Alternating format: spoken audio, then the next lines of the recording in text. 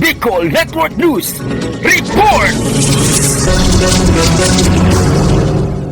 Umalma ang Parents Against Vape sa inilabas na pahayag mula sa Department of Justice na pinapayagang tumanggap ng donasyon ang DSWD mula sa mga tobacco industries. Reject donation from tobacco industries. Ito ang malakas na sigaw ng pagtutol ng grupong ito sa naging pahayag ng Department of Justice sa kanilang Pandesal Forum. Tinalakay nila na hindi dapat maging bahagi ng operasyon ng DSWD ang tobacco industries dahil magkakaroon ito ng komplikasyon sa kaisipan ng mamamayan. Samantala, pinaghahandaan nila ang gagawing pag-apila sa Department of Justice hinggil sa usaping ito. Sa kabilang dako, matatandaan ang Parents Against Vape ay isang matatag na grupo na may sinumpa ang layunin sa World Health Organization para tumulong sa pangangalaga ng kalusugan ng mga mamamayan at mariin nilang ikinakampanya na tumigil na sa paninigarilyo at sa paggamit ng vape at ito ay makakasira sa kalusugan at maaring ikamatay. Para sa Bicol Network News, may gawa Patrol numero 24, Alvin Lozano, tatak tunay na serbisyo.